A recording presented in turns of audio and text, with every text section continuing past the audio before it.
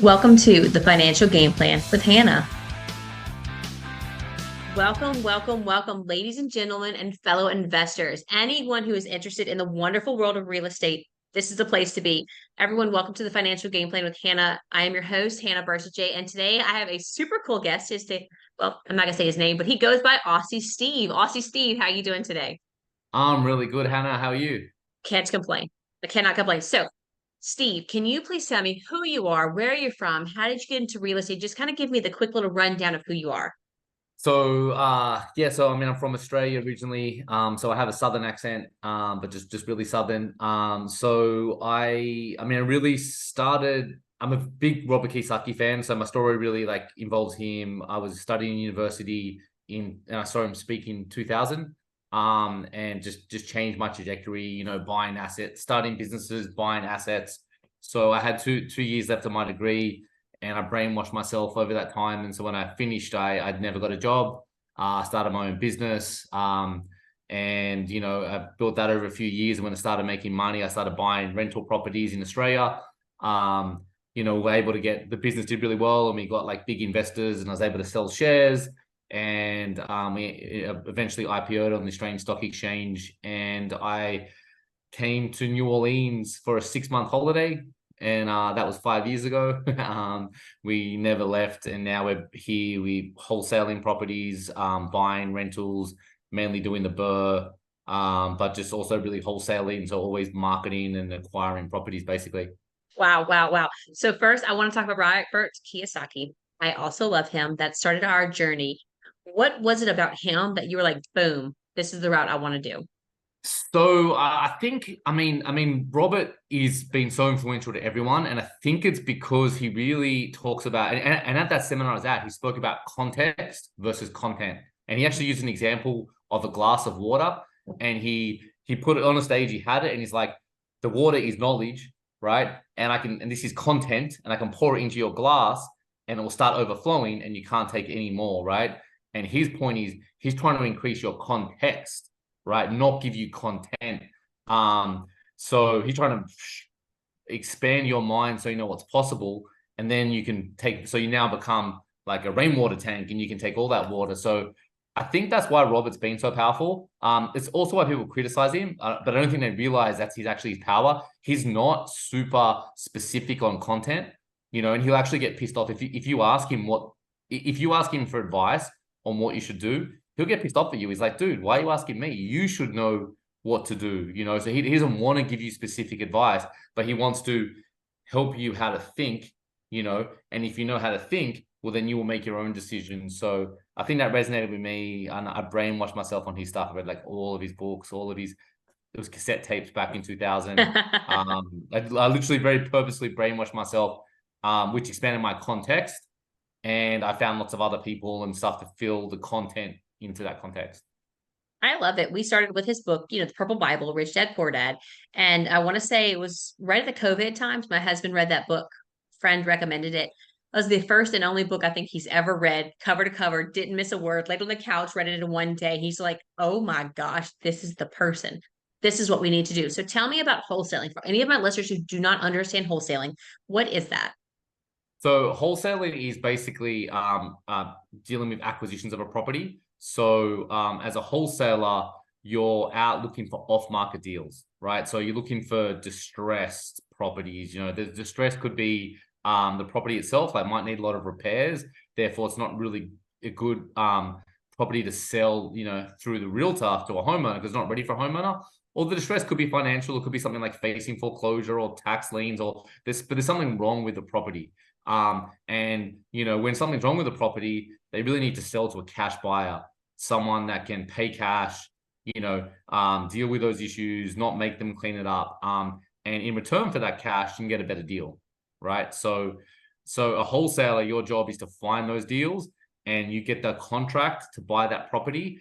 But instead of buying the property, you assign your rights to that contract to another buyer so that they buy the property and you can earn a margin in between the contract price you have and what you agree to assign the rights to that contract for.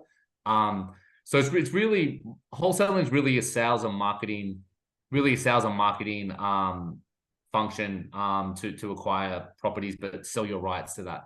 It's really amazing the way that you just explained wholesaling. There are so many people I think who are afraid of wholesaling. They're so afraid that what happens if I can't find a buyer? What if I do with this contract? How do I do this?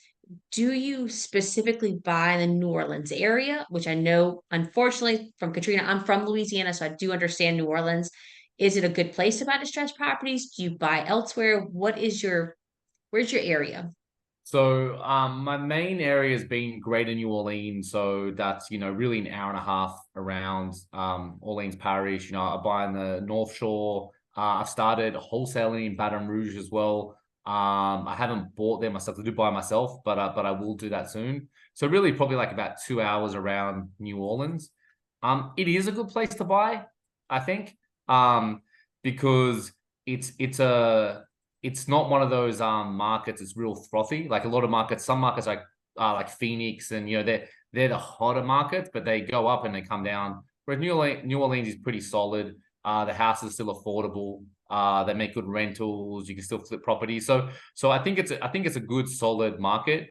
If you're a buyer like trying to pick the best market in America, you're not going to pick New Orleans. Like it's just not it's not Yeah. the top of those lists, but it's affordable. There's plenty of deals there. I buy myself too, so like I have a bunch of rentals here and I like them. And it's a pretty active market. There's definitely plenty of buyers. It just can be tricky. The trick for New Orleans is that you can go from a good area to a bad area really quickly. So Yes. I think a lot of people that aren't familiar with the city, if they try to wholesale or do deals, they really mess up their comps. And that's probably the biggest trap in New Orleans. So you said you also do by yourself. Do you do single family homes? Do you like multifamily? Where's your sweet spot?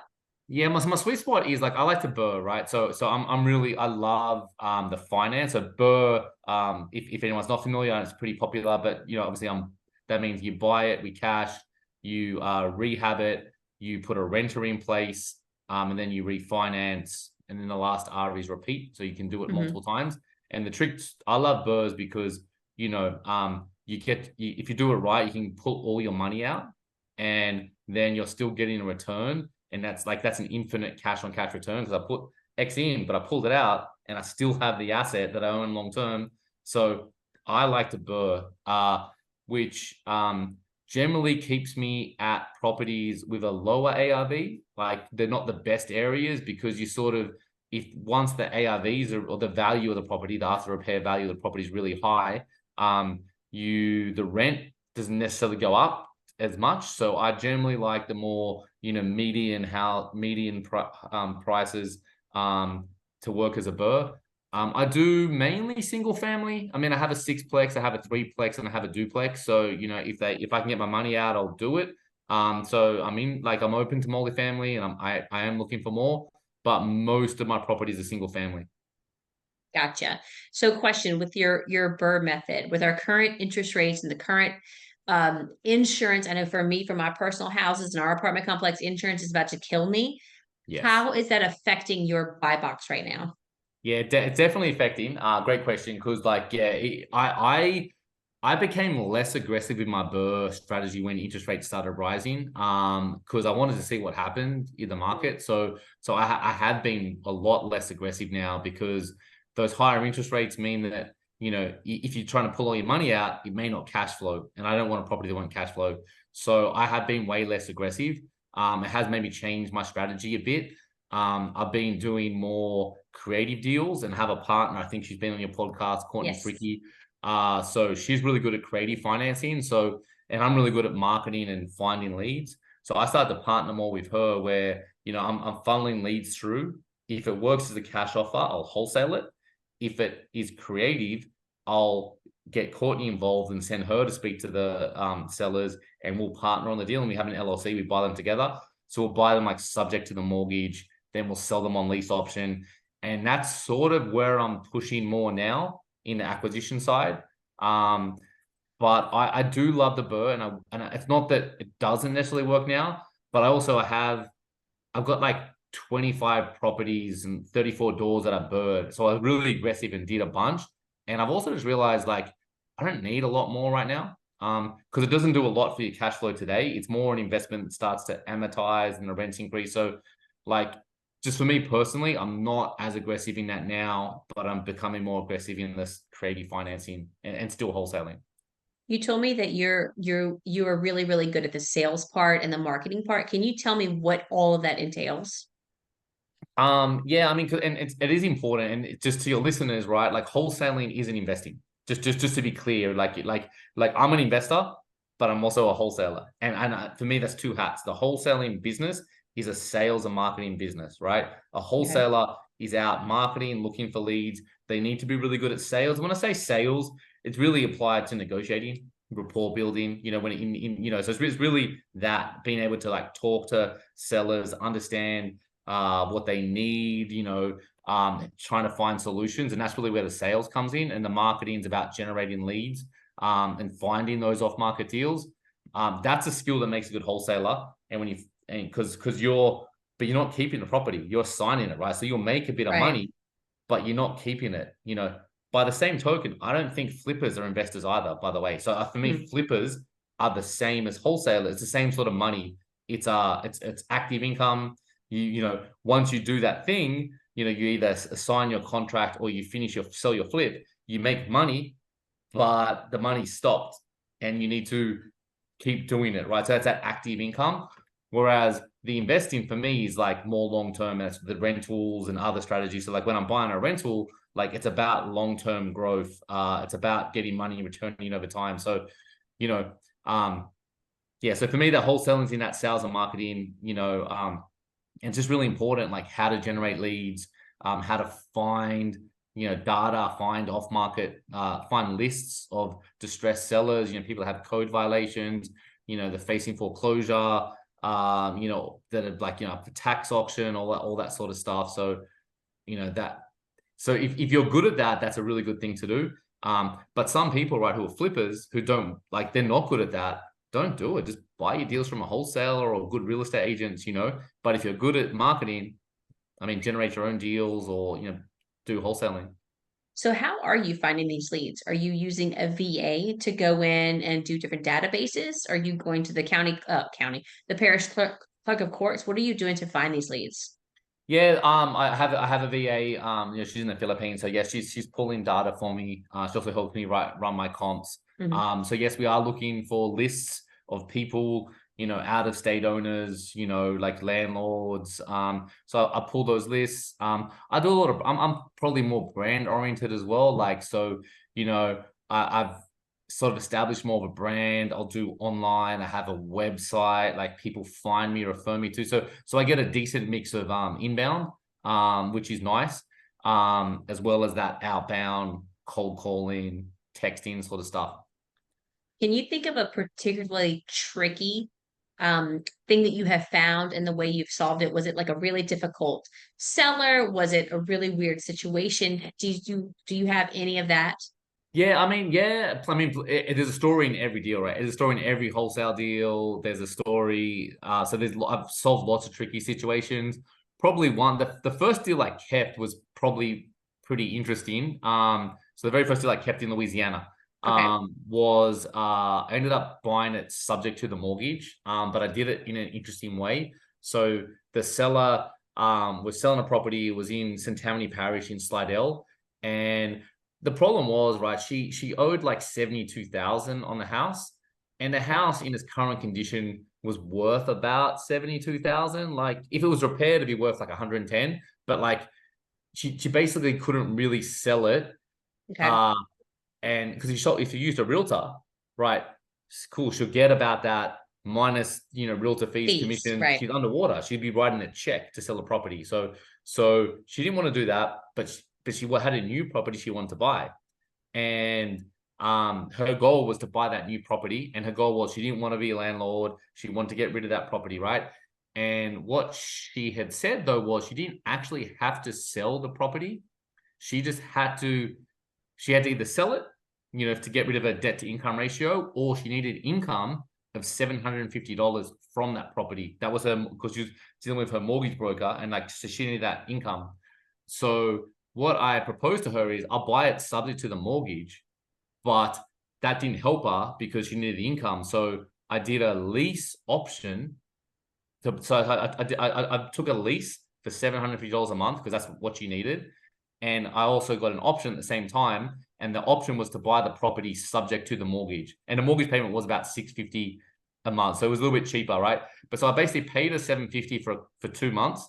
And that gave her the income. So she had the lease, and I paid her, like, I was renting it.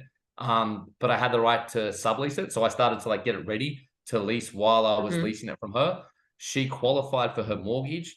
She closed on her property. The very next day, she's like, it took a couple weeks longer than she thought, but she closed, and she called me, said, I closed today. I'm like, great, congrats. She came and met me the next day at the title company, and I exercised my option to purchase the property subject to the mortgage. So I now took over her mortgage. So now I own the property. I got rid of my lease, didn't have to pay myself anymore, and the mortgage payment was like $650 a month, and I got $900 rent on that. At the time, I'm now at $1,100 a month rent. It's a 3.25% mortgage. It's a couple years in, so it's like amortizing. So like a good, like there's a decent amount going to principal, and I paid nothing.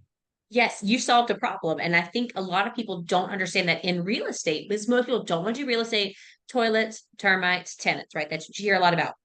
But you're a problem solver. You were able to help yourself, help her, you helped everyone. That is spectacular and super awesome. Now, you just told me it was tricky, but it turned out well. Can you think of a time that you had a particularly successful investment? Something that just was like, okay, this is easy peasy, it worked out perfectly, something like that.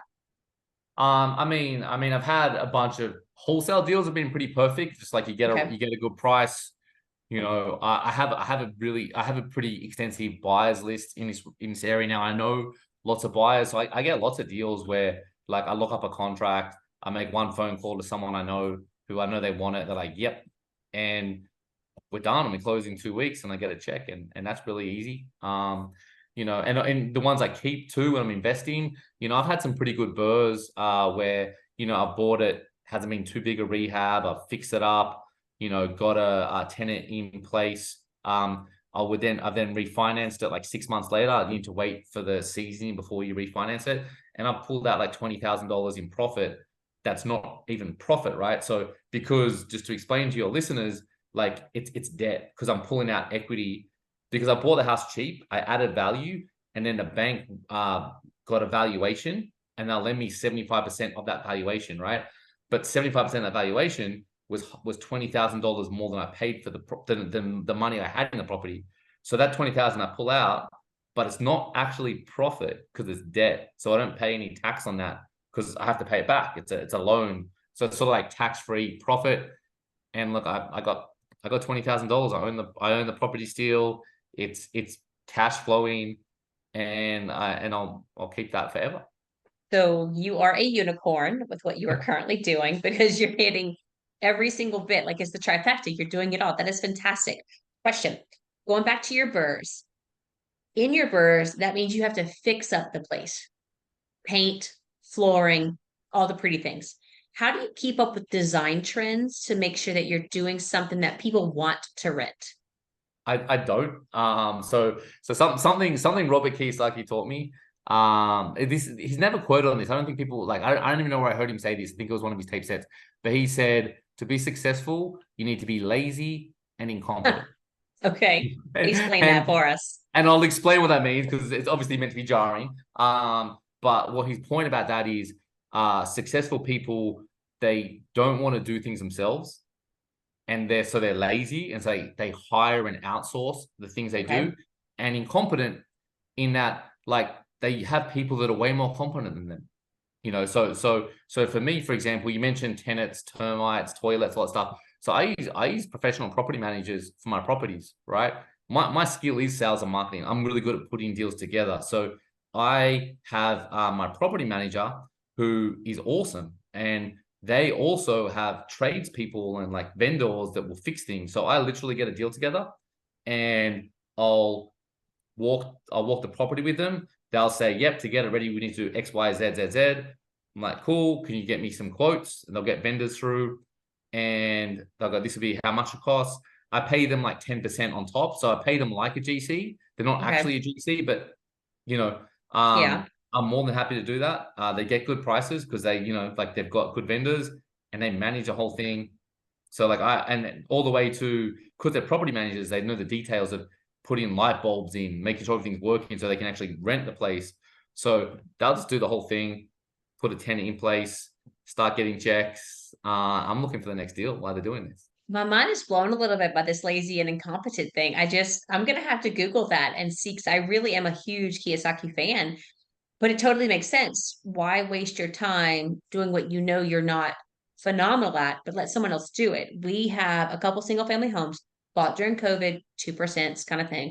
We Mm-hmm. bought all new constructions because I don't like fixing things. And then I Yep. also own a small apartment complex. I am currently trying to figure out my next step.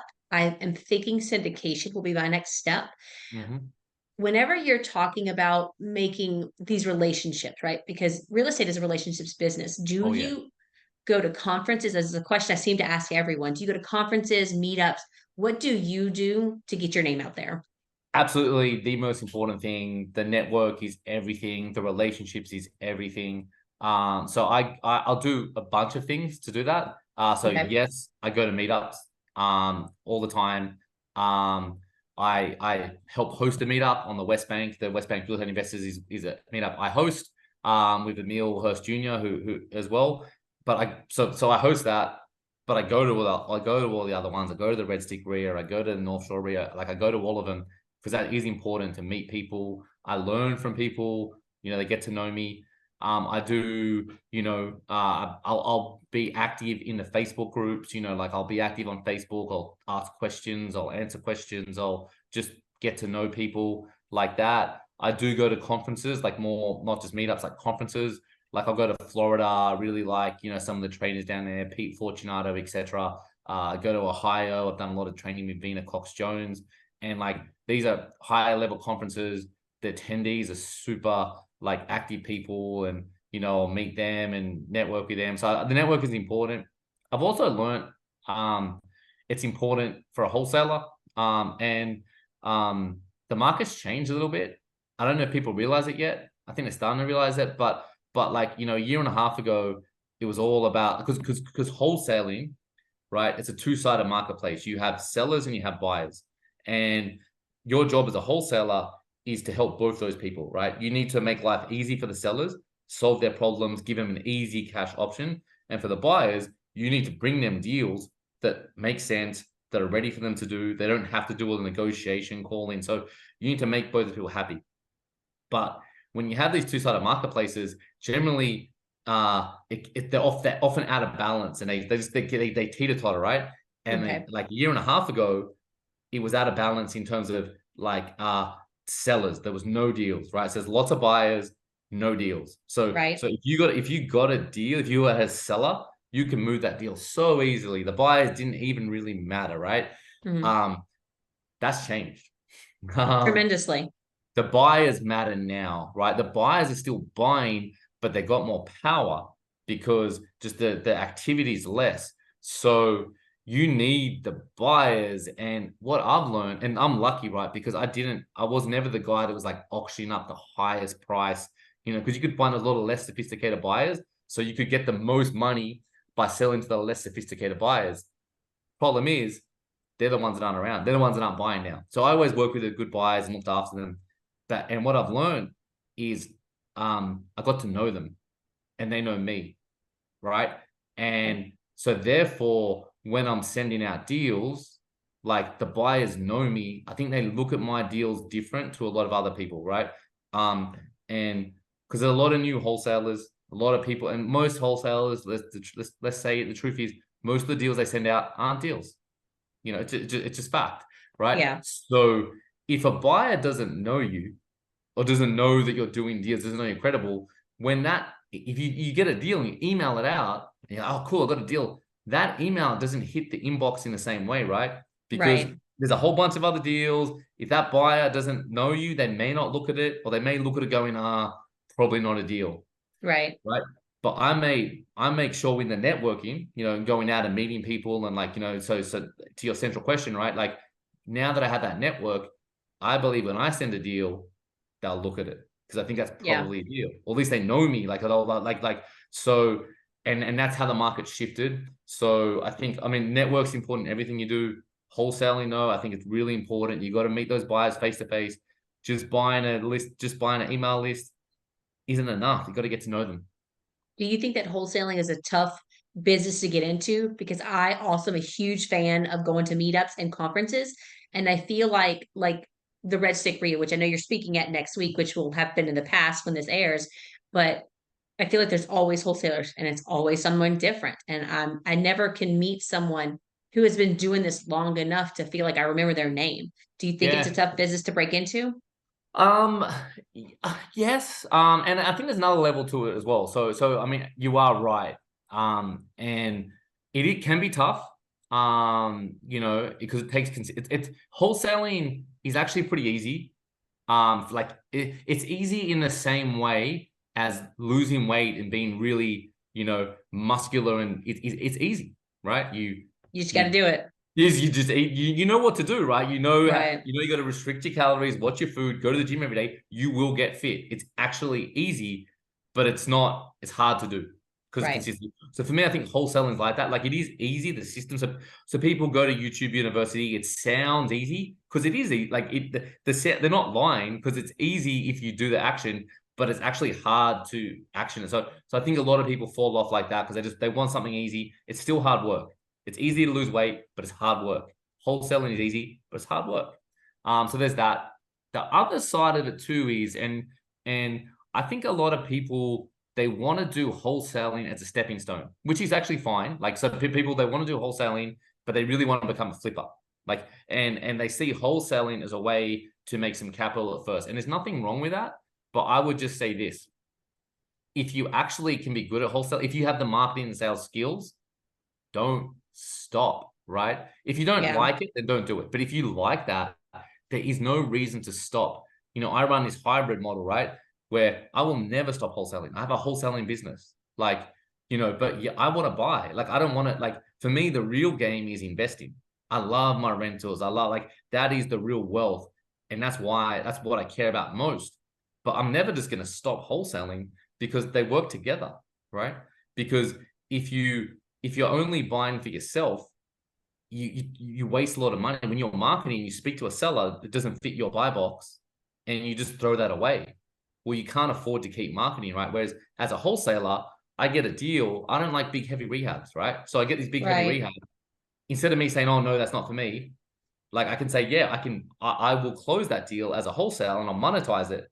Therefore, I can afford to keep spending money and effort on marketing. And then when the deal comes in, it's like, my deals are unicorn deals. I like wholesale price, but not that bad a condition. You know what I mean? Like Yeah. they're hard deals to get, but when those deals come in, I'm like, that's mine. So I don't think people think about it that way. I would encourage anyone, if you're good at wholesaling, do it, and don't graduate. Just keep it going. Like, why stop? What made you choose New Orleans for a 6-month holiday? Of any place on planet Earth, why New Orleans? Yeah, no, I had a good reason. I had a good reason. I mean, so I've been to, so it was pretty considered, by the way. So, me and my family, we loved America. We've done a bunch of trips here. We did like an 8-week trip going around, a 6-week trip. So we've been to 28 states, right? Our goal is to go to Okay. all 50 states. So we've been to a lot of America, That's awesome. and New Orleans was our favorite city. We just thought it was so fun. I came here about 11 years ago, and I'd always been an NFL fan, but I never really had a reason to go for any particular team. And we're here on game day, and I was just blown away by just that, the black and gold everywhere. And I went, this is my team now. So I became a Saints fan. So I was a Saints fan. We just love New Orleans. My daughter went to a Sacred Heart school in Australia, and there's one in New Orleans. So we were just able to like change it for 6 months. Just to be clear though, we did not know we were moving. Like, so we didn't like, it wasn't, we didn't make a decision to move to New Orleans. Like, that was not even in our radar. We just, well, for 6 months decision, we were comfortable, but spending that 6 months, we just fell in love with the place. But yeah, we just fell in love when we came, and we love it. I mean, I love the people, the food, all that stuff. The investing's great. Where Australia sucks for property. It sucks. I saw it's your post on Facebook. Can you talk to us about that? Yeah, so Australia's like, and particularly Sydney. So I'm from, I lived in Sydney, born and raised. And Sydney is the second least affordable city in the world. And that is income to property price. So not the highest price, but the highest unaffordable, like income to property. Hong Kong's number one, Vancouver's number three. America starts coming in like number 11. I know Wow. houses unaffordable, but like trust me, just trust me, it's not It's even not doesn't as even compare. bad. Doesn't compare. So and there's just a lot of reasons for that. We have pretty constricted geography, but also we have a tax rule. It's called negative gearing. And but basically what that means is it's essentially if you lose money on an investment property, right, you can claim that tax deduction against your W-2 income. Um, so what happens is like doctors, lawyers, anyone who's like making a lot of money, their Mhm. accountants like, hey, you're paying too much tax. Buy an investment property, and lose money. For every dollar you lose, you get 50 cents back. I mean, I don't know how that That- really makes sense, to be yeah, honest. that's Like crazy. they can give me a dollar, I'll give them 60 cents. But most investment properties lose money every month. They do appreciate and they have historically appreciated. But it just makes it really bad. So I did buy investment properties in Australia. Mine were like neutrally geared. So like they didn't make me money, but I didn't lose money. I bought them not where I lived. And that was and they went up a lot. So they did like I did post on Facebook. I've been selling them. I had six and I just sold my fifth one. I'm down to one, which I'm about to list. And I'm bringing that capital over here though. There's the property, the returns are better. And the other thing that Americans are just anyone listening, just I don't think Americans appreciate enough. 30-year fixed mortgages is like the best thing in the world. And most Americans don't realize that like you're the only country in the world that has it. Um, it doesn't exist in other countries. Because it's essentially like the government really underwrites it because Fannie and Freddie are like government owned and they Mhm. will buy the mortgages that originated because no bank would give you a 30-year loan at 3.25%. If they had to hold that for 30 years, there's not a chance. They know that inflation exists. Like they would lose money. But because they can write that loan and they can sell it to Fannie and Freddie and they securitize it, they write them and sell them. And that the 30-year loan is the best thing in the world, particularly if you're borrowing. My properties in Australia, like as the Fed, I mean, really with the Reserve Bank, but I'll call it the Fed to speak American. When they raise the rates, it increases for everyone. So all my properties kept going up and up and up. They're all adjustable rates, and that kills you, right? So Yeah.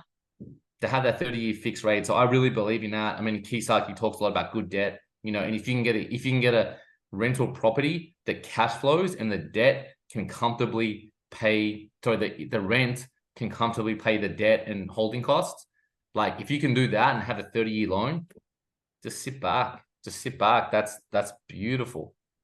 This has been amazing. This has been wonderful. I've loved talking to you. I've met you that one time at one of our meetups we went to. I'm going to see you next week. I'm very excited about that.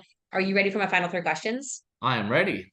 Okay. So if you had 1 year, you had one thing to pick off your bucket list, what would you do? You know what? I'd probably finish my 22 states. I've done 28 states in America. I'd polish off the last 22. Second question is, what is a skill that you've always wanted to learn? I could barely change a light bulb. I have become a little bit better since I come to America, but I honestly, I'm so lazy and incompetent that like I'm terrible at fixing things myself.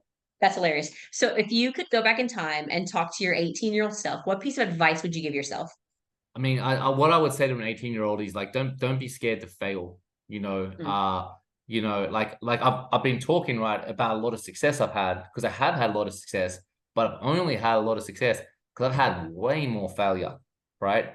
And don't be scared of failure. You mentioned people who may be scared to get into wholesaling or property. Don't be scared. You will make mistakes. Don't be scared of making a mistake. Just know that you will and make those mistakes fast and keep going because the sooner you make them, the sooner you get to the other side, the better you do. That's a fantastic piece of advice. And I do believe that so many people are so scared to fail that they just don't do it and they get stuck in the rut and the rat race. It's just no fun that way. So you have been amazing. Thank you so much for your time. If people want to reach out to you, how do they get in touch with you? You can get me on Facebook, Stephen Keighery, StephenKeighery. I'm pretty active on Facebook. You can check out my website, homebuyerlouisiana.com. Steve, you've been great. I appreciate your time so very much, and I hope you have a wonderful, wonderful day. If you enjoy this podcast, please like, follow, subscribe, and leave me a 5-star review. I would love to continue doing this. And you guys giving me that positive feedback really makes my heart happy and lets me continue to do what I enjoy. Thanks so much, guys. I hope you have a great day. Bye-bye.